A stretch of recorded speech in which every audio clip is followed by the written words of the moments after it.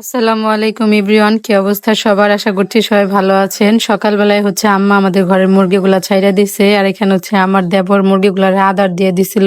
ও মুরগিগুলারে ডাক দিলেই মাশাআল্লাহ মুরগিগুলা এক দৌড়ে ওর কাছে চলে যায়, আর দেখেন কি সুন্দর ওর হাত থেকে একদম আধার খাইতেছে। আসলে পালা জিনিস এরকমই, একবার পোষ মাইনা গেলে আর সহজেই তার মালিককে সে কখনোই ভুলে না। আর এদিকে গতকালকে রাতে যে ইজানের আব্বু মাছ ধইরা আনছিল, ওইগুলো আমার নানি শাশুড়ি হলুদ মরিচ দিয়ে সিদ্ধ করে নিতেছিল। আর এদিকে আমি বাদাম বাইটা নিতেছিলাম শুটকি দিয়ে, আর ওই সিদ্ধ মাছগুলা দিয়ে বাদামের লাড়া দেবে। ইজানের দাদু মানে আমার শাশুড়ি এখানে সুন্দর করে বাদামের লাড়া দিতেছিল, আর এত সুন্দর একটা ঘ্রাণ বের হয়েছিল বাদামের। পরে ইজানের দাদু আমাদের পাশের বাসার চাচিদের এখান থেকে গরুর দুধ আনতে গেছিল, মানে পাতিল দিয়ে আসছে। কারণ ইজান আবার গরুর দুধ দিয়ে ভাত খাইতে অনেক পছন্দ করে, এর জন্য মা আমারে দিয়ে গেছিল একটু নাইরা দিতে। তো আমি এটা নাড়াচাড়া করতেছিলাম আর দেখতেছিলাম।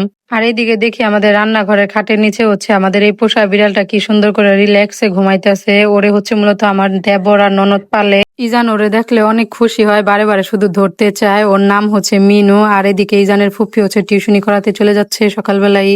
সকালে নাস্তার পরে দেখি আমার নানি শাশুড়ি এখানে কলমি শাক তুলে আনছিল অনেকগুলা। পরে আমি আর আমার ননদ বসে বসে এগুলা বাইছে নিতেছিলাম। আসলে গ্রামের বাড়ির আশেপাশে এরকম শাকসবজি পাওয়া যায় অনেক। আর এদিকে ইজানের বাবা এখানে একটা লাঠি বানাইতেছিল, মানে এটাকে কুড়া বলে আর কি। গাছে অনেক সুন্দর সুন্দর পেয়ারা হয়েছে, বাদুরে সব খায় ফালাই দিতেছিল। তো এই জন্যই এই লাঠিটা মূলত বানাইতেছে। এটা দিয়ে গাছের সব পেয়ারা গুলা পাইরা নিব। তো এখানে ইজানের বাবা একটা একটা করে পেয়ারা পাড়তেছিল, আর আমরা একটা একটা করে ঝুড়িতে তুলতেছিলাম। মাশাআল্লাহ অনেকগুলা পেয়ারাই হয়েছিল। আর আমাদের গাছের এই পেয়ারা গুলা একদম পিওর দেশি, খাইতে অনেক মিষ্টি, যার জন্য অল্প একটু পাকলেই বাদর সব খায় খায় ফালাই দেয়। পরে ইজানের আব্বু পেয়ারা গাছ থেকে নাইমা আবার কাঁঠাল গাছে উঠছে কাঁঠাল পাড়ার জন্য। গাছে প্রায় কয়েকটা কাঁঠাল ছিল, এগুলা বলতেছে পারবে, পায়রা রাইখা দিবে। যেহেতু এখন কাঁঠালের সিজন না, এর জন্য কাঁঠাল পায়রা এইভাবে রাইখা দিলে পরে ঘরে কিছুদিন রাখলেই পাইকা যাইবো। আর কি টেকনিক দেখেন, ব্যাগের মধ্যে রিয়া পরে রশি দিয়ে আস্তে আস্তে নামাইতেছিল। এখানে বড় বড় দেখে 3টা কাঁঠাল পায়রা নিছিল। আর আমাদের গাছের এই কাঁঠালগুলো অনেক মিষ্টি হয় খাইতে। এটা হয়তো আমি আগের এক ভিডিওতে বলছিলাম, ইজানের চাচু যখন আমাদের বাসায় নিয়ে গেছিল তখন। আর আসলে গ্রামে আসলে একদম ফ্রেশ শাকসবজি অ্যান্ড ফল খাওয়া যায়। শহরে তো এরকম ফর্মুলা মুক্ত সবজি কিংবা ফল পাওয়াই যায় না। পরে আমরা সব তরকারি গুলো কাইটে একদম ধুইয়া পরিষ্কার করে নিছি। আর আসলে আমার শ্বশুর বাড়িতে কেউ কারোর উপরে সব কাজ একবারে চাপাই দেয় না, সবাই মিলেমিশে কাজ করে। আমরা ননদ ভাবে মিলে তরকারি কাইটে নিছিলাম। তো আম্মা সবকিছু একদম ধুইয়া পরিষ্কার করে দিছে। আর এদিকে আমি মাংসটা মাখায় নিতেছিলাম। আর আমার হাতের এইভাবে রান্না করার গরু মাংসটা আমার ননদ দেবর সবাই অনেক পছন্দ করে, বিশেষ করে ইজানের আব্বু তো অনেক পছন্দ করে। বাড়িতে গেলে ইজানের আব্বু প্রায় মাংস এনে দিয়ে বলবে যে তোমার হাতে মাখায় যেভাবে রান্না করে ওইভাবে মাংসটা রান্না করে দিও। তো আমি এখানে আগে মাংসটা 20 মিনিটের জন্য মাখায় রাইখা দিছিলাম। তো পরে এখানে তেল দিয়ে পেঁয়াজ দিয়ে বাগার দিয়ে পরে শুধু এই মাংসটা ছাইড়া দিছি। আর এটার মধ্যে কোনো এক্সট্রা পানি অ্যাড করবো না, এটা থেকেই একটা পানি উঠবে, আর ওইটা দিয়ে মাংসটা সুন্দর করে কষানো হয়ে যাবে। আর তরকারি কষানোর কালারটা জাস্ট দেখেন কত সুন্দর হয়েছে মাশাআল্লাহ। আর তরকারিটা পরে খাইতেও অনেক মজা হয়েছিল। দুপুরে প্রায় তরকারি শেষ হয়ে গেছিল। আমি এদিকে রান্না বান্না করতেছিলাম, আর এদিকে আমার নানি শাশুড়ি বসে এখানে ডাবা খাইতেছিল। আচ্ছা, এটাকে কাদের অঞ্চলে কি বলে ডাকে সবাই একটু কমেন্ট করে জানাবেন প্লিজ। ওনাকে তো এই জিনিসটা খাওয়াতে সবাই বারণ করে, কিন্তু উনি শুনেই না। উনি বলে এটা খাইলে নাকি ওনার পেট ভালো থাকে।